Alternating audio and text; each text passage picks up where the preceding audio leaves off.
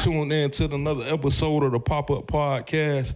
It's your boy Prime Beats, my brother from another mother, Prosper Prince. Man, how you feeling today, bro? Man, I'm feeling blessed, man. I'm happy to be here with you, man. Man, I'm happy that you came through, man. It's been a minute. It's been a minute, you know what I'm saying? We hit them with that let them transform you. Hey, man, you should have, when the video come in, go ahead and get a little taste of it. Yeah, we're going to have to get it to them. I'm drop the video right after this interview, man. But I just want to bring you on the Pop-Up Podcast, man, to let people know a little bit more about yourself, man. Like, I know you. You know what I'm saying? But a lot of people don't know your story, man. So let's start at the beginning, man. Who is Prosper Prince? Where you from, man? Hey, man, I'm from Florida, really, but nah, man, I'm from Merriweather, but I was born in Daytona Beach, man.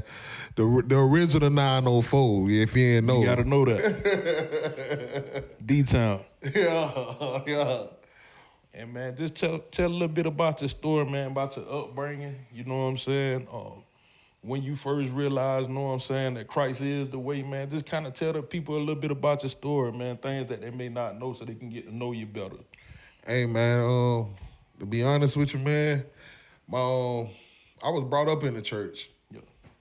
I ain't gonna sugarcoat it at all, man, but, you know, I just wanted to do things my way. That part of good son. I wanted to do things my way, man, because my mama kept me in church.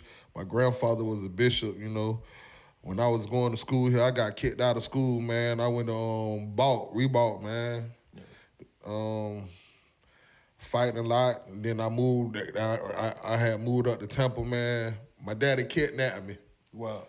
Yeah, my daddy had kidnapped me from my mama, man, just to get all child support. We ain't gonna go there.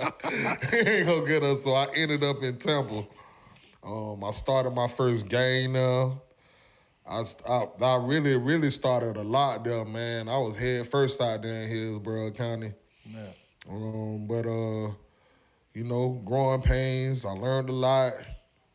You know what I'm saying? I had my nose wide open. Then when I came back home and touched down, I was trying to teach them what they were slow on.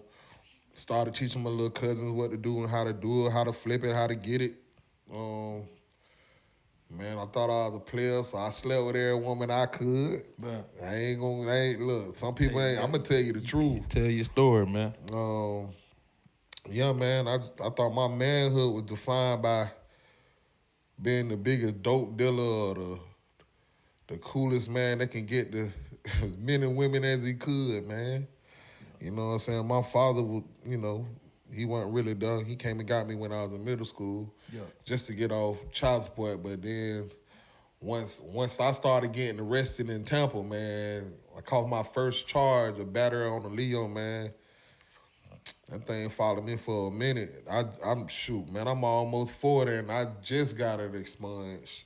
Wow. Yeah, man. So it's safe to say trouble is easy to get into and hard to get out of. Yeah, man. Hey, I wanted to when I had my wanted to make, you know, some changes in my life when I started selling drugs, man. I almost died in an accident. Then long story short, I just needed to go do something with myself other than, you know, knucklehead stuff. Yeah. So I went ahead and got my security license, got my gun license. Look at God. Yeah, I got the job, but they let me go as soon as my background came.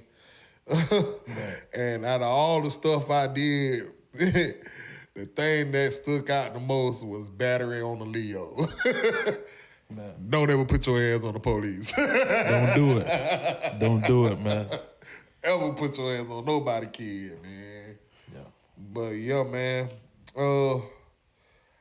Overall, man, I just knew that what I was doing wasn't the right thing and it wasn't the right way, man. I was full of pain, man, full of hurt, man. And I just felt like I knew what to do and how to do it better than my mama and my granddaddy knew, man. So I understand that. So as far as like that pain and that hurt, because I can relate, man, you know, being raised by my grandmother, you know, yearning for my pops to be there a lot, you know what I'm saying? Things of that nature. How did you begin the healing process? I know sometimes we may not all the way get over it, but we do have to have like a little healing process to get to the point where we at now. Man, that's a good question, bro. Cause I'm still healing from that today. Man. I'm like, I like, if I could be real with you, bro, I deal with it right now today. Like it's a wound that seems like it won't heal, but God keep me. You know, He keep me in the midst of it all, man. And I do pray God to help me get over that because I still have some resentment towards my father. Yeah. But the older I get, the more maturation I show towards it. You know what I mean? Yeah, it's definitely a process, man. My pops, before he left this earth, I lost my pops some years ago. He hit me up crying one day, man, and he was just like, forgive me, you know what I'm saying, for anything I ever did wrong to you. It's just like, I talk about it in my Fresh Start program for my nonprofit.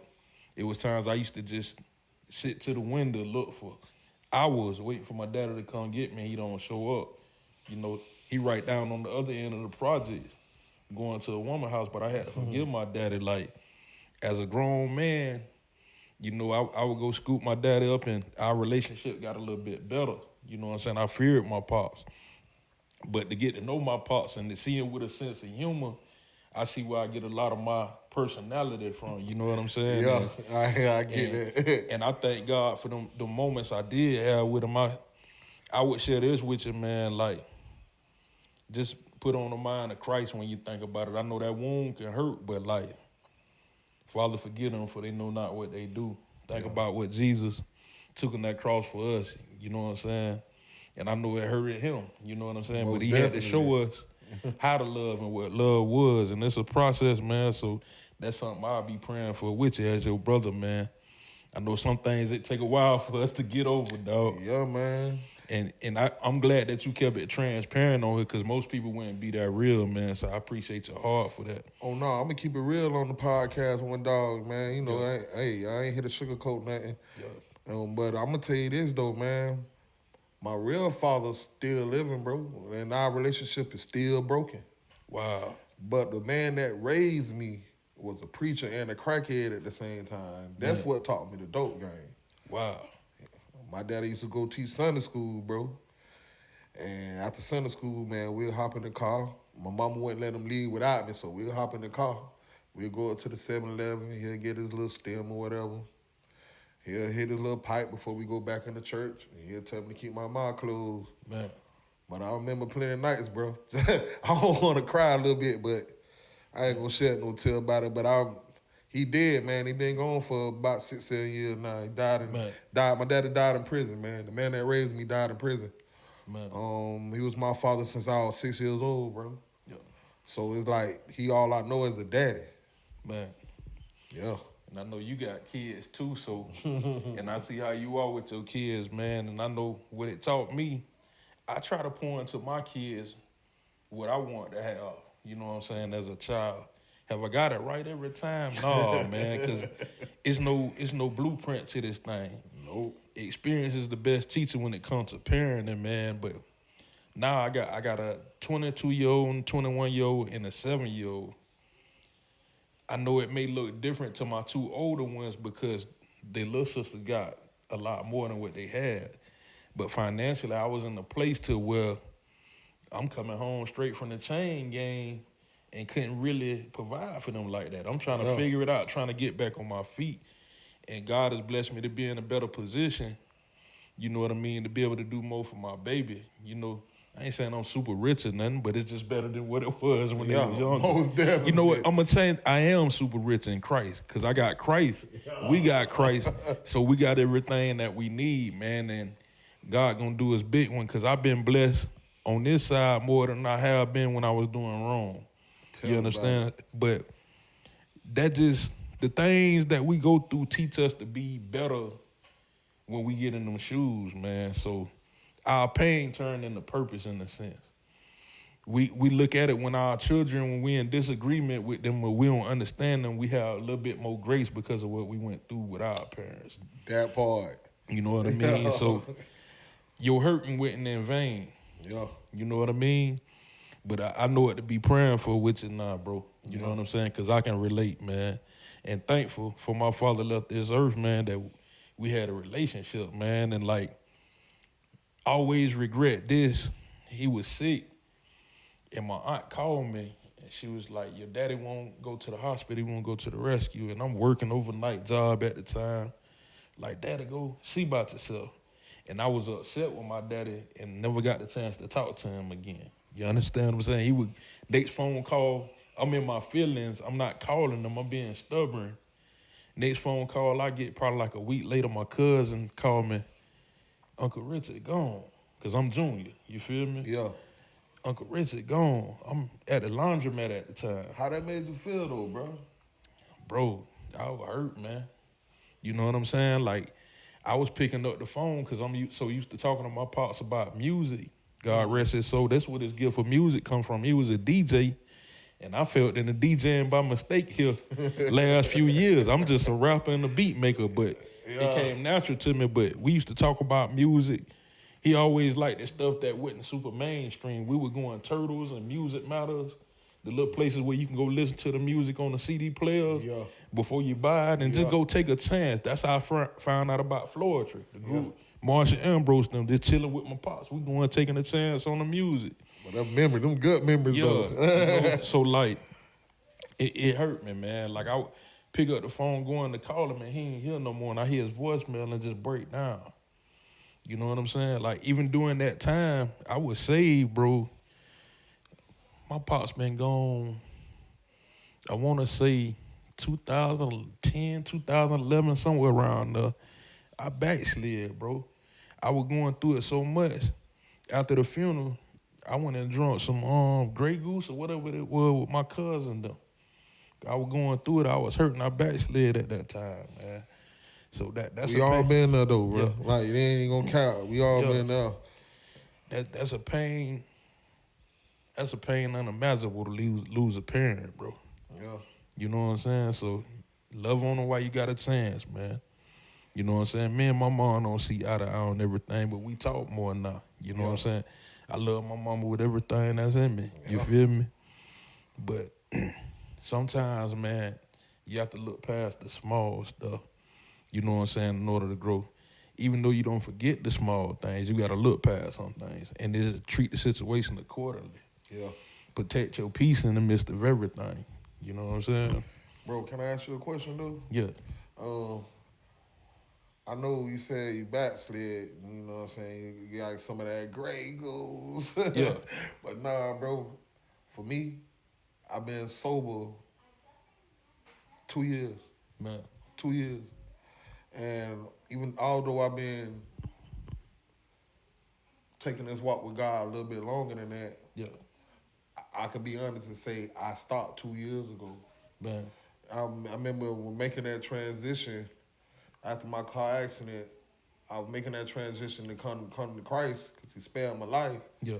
And a lot of other different reasons, not just one, but I still was one in and one out. Man. But I still knew I had to give him some kind of yes. Yeah.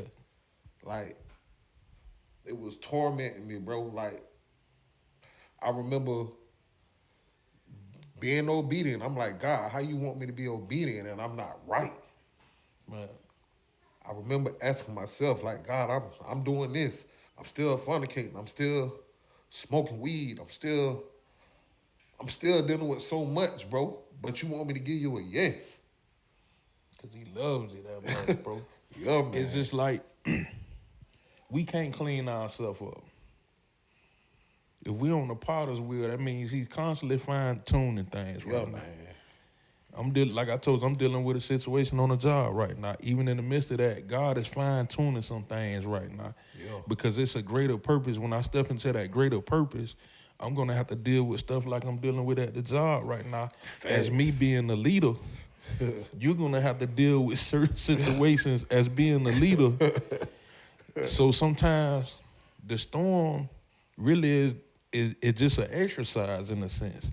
The storm is meant to make you build spiritual muscle, to build patience, things of that nature. So through God calling you, you know what I'm saying, to minister in the midst of your chaos, in the midst of your flaws, like what the scripture say, he who without sin cast the first stone. in the midst of your process, we gonna celebrate on 2 years that you done been sober. Yeah, bro. It's done been way more than that for your brother. Cause to be real with you, man, and I know my wife probably gonna see this, so I'm gonna keep it a buck with you anyway and give her credit. She gave me an ultimatum back when we first got together, you know what I'm saying, many years ago, 2008. Either meal or alcohol, because I got out the chain gang, started drinking and junk again. You know what I'm saying? That was my way to escape, to deal with that hurt. Yeah. You know what I'm saying? And I made the wise choice. I chose her, man, and I was able to quit easier than what I thought. It was a process, but it was easier than what I thought, man. And I can say, besides that time my pops passed, I ain't touched no alcohol, no none of that. You know what I'm saying? And how was that process though? What helped you? I found somebody that was different, that I took a chance to get to know, and that really loved me for me. You know what I'm saying? We took time to get to know one another, and she helped me in the process. Like, imagine coming home from that unwanted vacation, you trying to figure life out. And I'm going to keep it all the way real with it. When I was at the chain gang, I prayed for a good woman. God blessed me with a wife and a couple of more kids, man. And, like, she helped me stay grounded, bro. And it's just like, I said, man, I don't want to lose this woman. You know how, like, when we was out there fast living, they ain't take your loan to fornicate. But Courtney Smith, she was Courtney Richardson in, wasn't going for none of that, man. We waited 7 months, bro, and changed. Yeah. And this woman say, nah, we gonna take time to get to know one another. And usually I wouldn't be trying to hear none of that, man, but it was something different about that woman and them, man. You would know when God sent your helpmate. We took time to get to know one another. We went on dates, we laughed. You know what I'm saying? She helped me grow, bro. I'm gonna keep it a buck with you, man. Just like your good thing, she gonna help you grow. So sometimes we don't wanna hear what them women saying at the time, but think about it. That woman is the piece of the real that we missing. Yeah. So that piece that we missing, they gonna see stuff that we don't see. They gonna see when people not really for us. They gonna see down the road when it's danger, and we don't even see it, cause we thinking one way, but a real woman and the woman of God gonna peek the whole room and peek the whole situation. Peek the whole scene. Yeah, and God gonna give them discernment, bro, to be our helpmate. A virtuous woman. Well, you feel me? I ain't saying everything been perfect with us. We get on each other's nerves. Yeah. We just like any other couple. We may have felt like throwing in the towel before, but we haven't, man. And like, that woman done been with me through thick and thin. I'm talking about when we lost everything, sleeping in the car. Know what I'm saying? So she helped me, bro, and just a desire to want to change too, and constantly feeding my soul with this word, bro. I'm talking about back then I probably studied even harder, man. I would study so much till I feel physically drained before. You feel me? Like, you want to know something funny though? What's that? Why you talking about that? I ain't pick up the Bible and read it till I got locked up, bro. Man. It took for me to get locked up to read the Bible. You know, he used to come with them daily words, them little books. Yeah. Hey. Nah, man, like, I was the hypocrite. So I'm out there in the midst doing the enemy's work, riding with the Bible on the dashboard, praying before I go, you know what I'm saying, make a pop. Lord, protect me. You know, I'm keeping the buck with you. You know what I'm saying? Because I was brought up in the church too, man. I had to walk to church like miles. Yeah. My grandma, God rest her soul, Baba Jean would say, yeah, you better beat me there. You know what I'm saying? So I got to walk and get there. I used to go to Young Light Camp, you know what I'm saying? Teach me about Christ, man, but I want to be that prodigal son too, man. So, like, yeah, bro, like, I was a hypocrite, man, really praying. I'm talking about pulling up to the church too, put money in the offering plate off that foolishness. Hey, look, bro, I felt, can I be real with you? You supposed to. My grandfather, God bless the dead, man, he was a bishop. And where I'm from, they call it the hellhole. And, you know, he stayed right in the middle of the hood. Man. Right in the middle of the hellhole. Wow. And everybody that sold drugs was his grandkids. Wow. And every time he get ready to go to church, he'll come out there. Me and I almost said all my ninjas, all my homies. Yeah. He'll hold his hand out. He's talking about, nah, I let y'all sit in front of my yard and sell this nonsense. I don't call the police on you, but y'all better give God some bud. Everybody will pull out their pocket and give some, give some of that same money we've been hustling with. Nah, not to call my grandfather a hypocrite. He knew we was gonna do what we wanted to do regardless. Yeah. So long as we gave 10% of whatever we did, I felt like that was the only thing keeping me out there. Man. Like from getting shot, killed, my 10% was, even though it was wrong what I was doing, I felt like I owed God something. Yeah. And he'll come in there and ask us. I remember my cousin KJ. If you see this, you don't count, bud, because I'm gonna call you out. My cousin KJ he took it a step further. His crazy behind to be sitting in the church van all night with a QPs and listen. No. That ain't it. My boy KJ, he done got robbed, and my granddaddy used to sit out there and just watch him. He say he woke up coming in the house screaming, talking about, "Granddaddy, somebody done robbed me." He talking about, "I see who it was too." Man. He talking about, "Why you ain't call the police?" He talking about, "Nope, they didn't get that stuff out my house." Man, hey, bro, but it's like this here though, man. Hey, I miss your granddad. Yeah, like it's the stories like that, man, that really shape who we are, man. Like, think about David. Say he was a man after God's own heart. This man set Uriah up to be killed because he slept with his wife, man. And all Uriah wanted to do was be a faithful servant, soldier, you know what I'm saying, to him in the military. Like, nah, I can't go sleep with my wife because I got to be on point for this war. He put the man on the front line and off him. But he still was a man after God's own heart. Yep. Think about Bathsheba. You know what I'm saying? They end up having kids. See what happened with the kids with David and things, you know what I'm saying? So it is consequences for our sin, man, But we have to pray and ask for forgiveness, and God to make all things new. But think about Rahab as well. Yeah. And it don't say it in the Bible per se.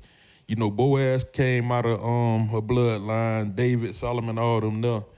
But it don't say this in the Bible. But I believe that they were dealing with a generational curse in a sense. Because think about it. She was a harlot, a prostitute. Yeah.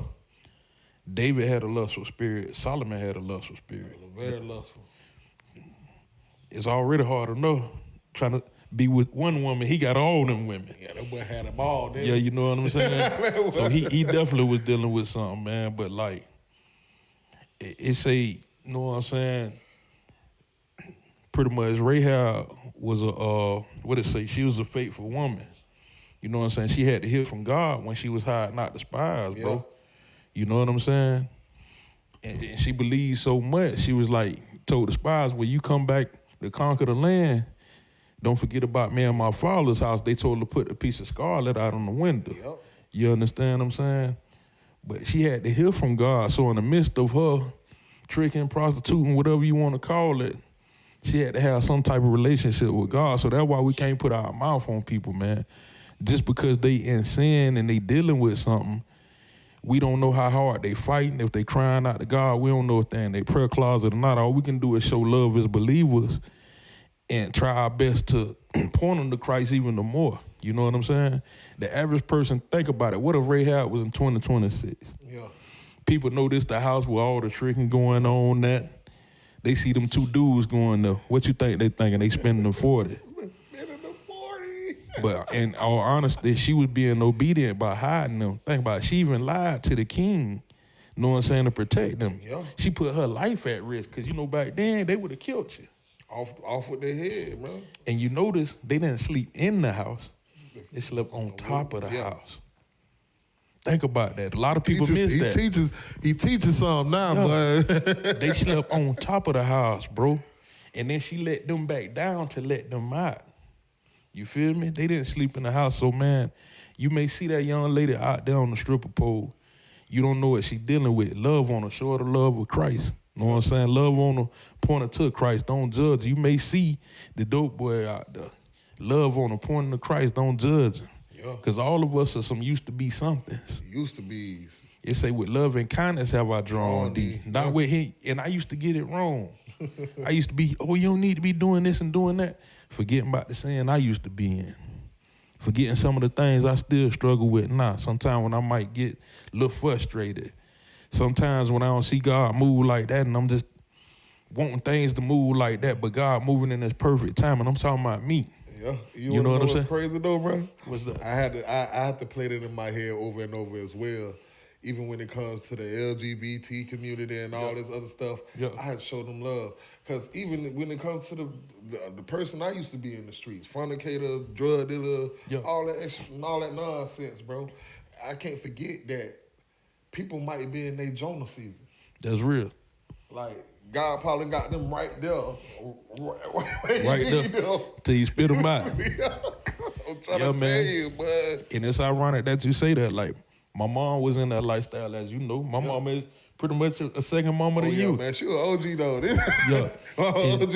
And the way that I used to come at her wasn't the right way. If you watching this, mama, I do apologize. I used to hit across the head with the Bible. You shouldn't be doing this. You shouldn't be living like this. But her mess, her pit, God used her, that part of her life for her to minister. I remember we went to Mantle Conference, man. She walking around sharing her testimony with everybody, man. At first, I was like, man, mama, just going telling everybody, but I had to think about it.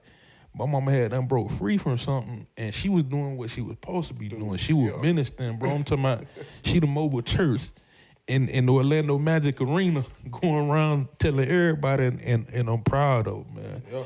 You know what I'm saying? Like I said, we may not see eye to eye on everything, but I'm proud of her growth, man. So you got to love on people in their pit, man. Now, I know we done talked about life, and we done been on here about 30 minutes just talking about life. Hey, man, my bad. Hey, nah, because God had His way. I want to touch on the music, too, man. A lot of people, they done seen you on your solo stuff. They done seen you, song we done did together. When did you first fall in love with music? And I know you in love with the music because a lot of people just do music. Don't get it twisted. Yeah. Some people just be doing something to do it. Just to do it. But it's a few of us that were created for this. I'm going to tell you this right now. It's a trend going on. A lot of people want to be a Christian rapper because it's a trend, bro. That ain't what it is, but we been doing this. Been doing this. And we ain't doing it because it's cool. Nah. Because it took a minute for Christian rapper to even get this far. Yeah. So a lot of people just really be trying to trend for real. I'm going to speak on that because one thing I respect about Prime, bro, like, it's not too many people I do features with. I don't do features with people like that, bro. And the crazy part about it is the first time I ever recorded with bro, the way his whole aura of just starting off with prayer and I ain't never recorded with nobody that started off with prayer. And that's the only way I know how to do it. That's what I'm saying. But it's the ministry that matters the most. Yeah, that's what it is. If it ain't breaking no chains, how many people getting saved off of the trend rap right now? If it ain't winning souls, why you doing it? Why you doing it? Well, I'm gonna let you go ahead, bro, because I just had to get it out of my system, bro. Man, it's like I didn't choose. Well, I did this out of obedience, and I'm glad I did. When I came home from that on a vacation, I was working at Venus Swimwear. Yeah. I was doing customer service. I would take calls up until 2 o'clock in the morning on the West Coast is what we were talking to people. I would have, not this particular Bible here, but I would have the Bible I had at the time. I read the pages off that thing. I got it in one of them plastic tubs over there somewhere to cover off it and everything. Hey, we got to get this boy a laminated Bible now. But I was working on the album that I had started in the Chain Gang. And I'm reading my Bible in between calls. And I heard clear, just like me and you sitting here talking. throw that away and do it for me. I ain't second guess it, bro. I threw all them routes away, never put that album out. And I wrote, Thank God for the Summertime. And one thing I wasn't obedient, and I didn't realize it until years later, in the way I did gospel rap at first. God told me not to change the way I do it, but to do it for him. I tried to make it sound churchy in a sense. Nah. Instead of doing it the way that I was already doing it, but doing it for Christ. So people may have seen how my music evolved over the years. It went from sounding more churchy to sounding the way it's supposed to sound. Because it say, I'll make you fisherman a man. We have to fish with the right bait. You can't put a bologna sandwich on a line and expect to get fish. Mm-mm. You got to fish with the right bait, meaning you got to fish with something that people can relate to, such as the beat. Hook 'em. Hook 'em. You know what I mean? The point on the Christ. You got to catch their ear first. It's just like a preacher in the pulpit. You got to check the temperature where you're going to preach. If you're going to preach at an old school Southern Baptist church, you got to be relatable to your audience. And if you're going to preach to some millennials, you got to be relatable to the audience. You got to study the room. So that's the same thing with this music. And this is not bragging or anything. Since I've been doing gospel rap in 2010 is when I actually did it in front of people. And I'll never forget the first time I did it, Praise in the Park, the same song I'm talking about, Thank God for the Summertime. I was so used to cursing. I got through the song and ran off the stage because I made it through the song without cursing. Just keeping it a bucket. I know them people was looking like, why this man done ran off the stage after he rapped the song? I ran off the stage, bro. I was just like, I done made it. I ain't say no cuss words. But it was a process, man, like for real, bro. Man, that's funny. It definitely was a process, but like, man, I would say I've probably been one of the most consistent, along with yourself and a few others, cats, since I've been doing it. Fearless was the first gospel rapper I ever met here in Jacksonville. Bro's been consistent. Yeah. When I met you, a few years after that, you've been consistent. Yeah. It's a lot of people that were doing gospel rap back when I started that are no longer doing gospel rap, no longer living for Christ, which is the most important thing. And that's no knock against my brother because I still pray for a lot of them. You know what I'm saying? And what's ironic, shout out to DJ C. Take it to the Hill production. Take it to the hill. He told me something. I used to come to the outreach and catch. I ain't gonna call no names, but they used to be mad that they wasn't on the flyer. Their name wasn't on the flyer back then.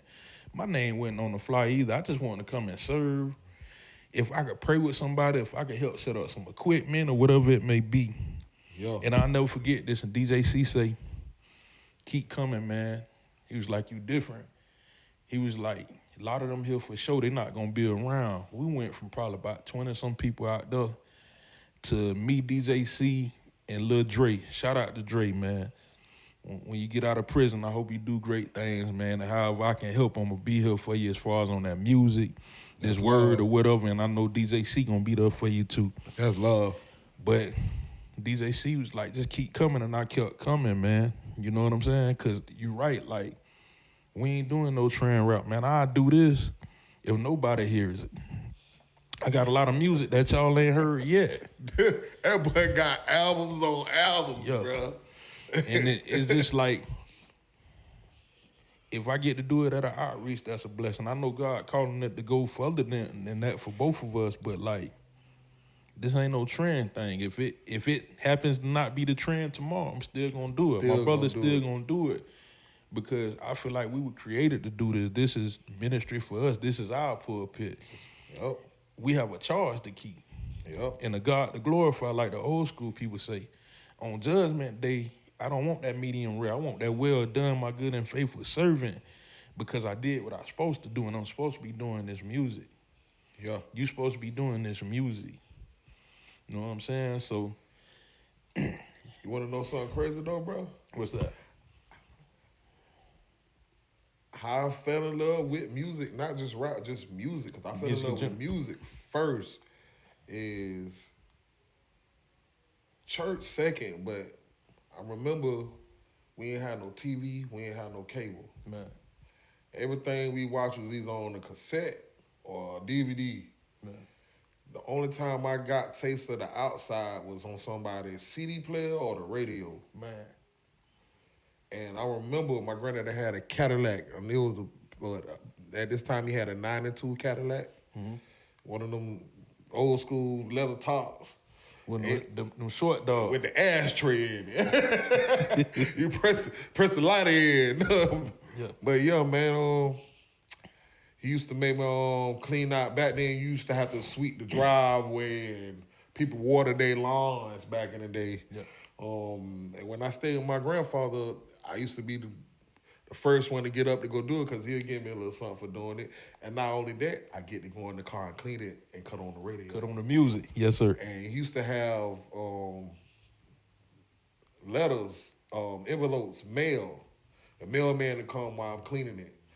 And I ask him for a rubber band, and he'll give me the mail. I used to just wanted to get the rubber bands, bro. As a kid, I love rubber bands. That's all of us, man. So I grabbed a rubber band ball. Yeah, you know what I'm talking. Yeah. I got a rubber band, man, and I get the mail, and the mail, the envelopes had a little plastic piece on it.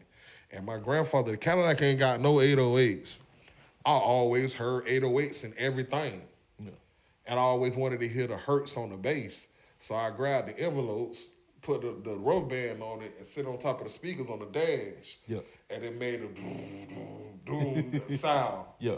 And I picked it up at like 7. Like, why it ain't knocking like the door was? I wanted it to knock. Like how you heard it. Yeah, I wanted it to knock. My granddad had a Cadillac with no speakers in it, just on the dash and on the door. Like, so whatever, I don't care if it was church music or whatever it was, I made the speakers it with the envelope, man. That sounds crazy to some people, but that's how much I love the sound of music. And the first project I ever made in school was a guitar with a shoebox. Man. With rubber bands from And the it had mailman. sound. Man, come on, man. I was in the house playing that thing like it was real. Hey. That's what make our generation so creative. Like, we had to be creative. Like, we had to come up with games. I'm talking about outside when you go play kickball, n-ball, curveball. Thing that nature. You in vacation Bible school with the bag lunch. Know what I'm saying? Y'all know that about hey, vacation Bible school with the bag lunch for real. But yeah, man, like through it all, man, even from being younger, man, God has always been there, but the relationship came later, man. We didn't realize the importance. We thought we was just going to church. Yep. You know what I'm saying? We didn't realize that one day we was gonna have to be the church. Yep. You know what I'm saying? We didn't realize one day we was gonna know about the real love of God, man, and happen to be fathers. Like, think about when we were children, man. We were so in a hurry to be adults. But sometimes you want to go back to your childhood because it was more simpler then. Yeah. It was less wickedness in the world like it is today, man. And if it was wicked like it is now, back then we really didn't see it that much. Back then, I don't know like what they got going on now, but the hood used to have many mothers and fathers. Yeah. They used to, my neighbor would tear my behind up if I was cursing or doing something out the way. Or they gonna tell whoever you was with. Man, I remember they used to have vans that'll come pick you up for church, man. Yeah, they don't do that no more, really. Our church didn't do. I think they got one later. That's why I had to walk. You feel me? But I got that though, man. Yeah. Yeah, man. But I tell you this though, man. Through all of me loving the music, bro. When I Pastor Ford, he preached last week about the thorn. Thorn in your side. About Apostle Paul, and the thorn. A lot of people pray. We pray to God about everything. Or God, I need you to do this. I need you to do this. Not knowing that thorn was put there by God. Yeah, to help you. Because your dependency on Him. If you ain't never have a thorn in your side, some of y'all Negroes wouldn't even pray to God. Man. So it's like, I understood it, like our good and our bad made us who we are today. Yeah, man, especially like with dealing with the juveniles that I deal with, man, the youth juvenile detention facilities, I wouldn't have anything to tell them if I wasn't the troubled kid that I was, or the things that I done been through, like the situation, like I say, with my pops or my mom, different things. I'm relatable to them now. Yeah. And maybe it was meant for me to go through those things to be able to be a blessing to them, to be able to do rescuing our youth. I made a shirt that says, I am rescued. You know what I'm saying? Because I'm rescuing the youth, but somebody had to rescue me first. Oh, boy, you just said something then. You know what I'm saying? So it's like a domino effect. And then at the same time, them kids help me too. They help me stay accountable because I have to make sure that I'm walking the right way to stand in front of them. You know what I'm saying? Just like the responsibility of being a parent, being a husband, I got to make sure I'm living the right way. What that song, brother Zay got? Just be the light. Like, shout out to Lil Zay. Just be the light. Just be the light. You know what I'm saying? That's real, man. And it's like, I think this interview was therapeutic for both of us, man. We really needed this right now. I did. I haven't been as consistent as, you know what I'm saying, I usually have with this, because life be life, and sometimes you get busy. Yeah. You deal with things. You know, my son was missing a few months ago, so Yeah, man, I remember that. I'm just thankful that, you know what I'm saying, we even talked about it to get back going, and I'm going to be more consistent, man. Hey, man, hey, I'm going to say this, though. Y'all think Transformers, the last song you heard from us, that ain't it. We got something coming for y'all, boys. Stay tuned, man. A whole album. Yeah, you better know it. You better know it. The whole album is coming, man. And my brother, man, go and touch light on that single that you got out right now as well, too, man. Oh, man, that Ain't Word, man. Everybody like that Ain't Word, though. It's an interpolation of that, all the jokers go crazy. I kind of flipped that. I flipped that whole script, man. You did it for the kingdom. I did it for the kingdom, but I tell you this, man. Well, a lot of people stuck on that Transformer, though. Man, we got to push it a little bit more. Man, that Transformer crazy. You know what I'm trying to tell you, boy. Hey, got to push it a little bit more, man. And that's what we going to do, man. So if y'all want to see us come do Transformer and some other songs that God put on our heart, man, you could definitely book us. You know what I mean? Reach out to me, Prime Beats, Rick Smith on social media, or reach out to my brother. Prosper Prince 904, wherever. Holler at me, man. And, man, if you could leave one word of advice, man, for the people out there to encourage the people, how would you end this thing today, man?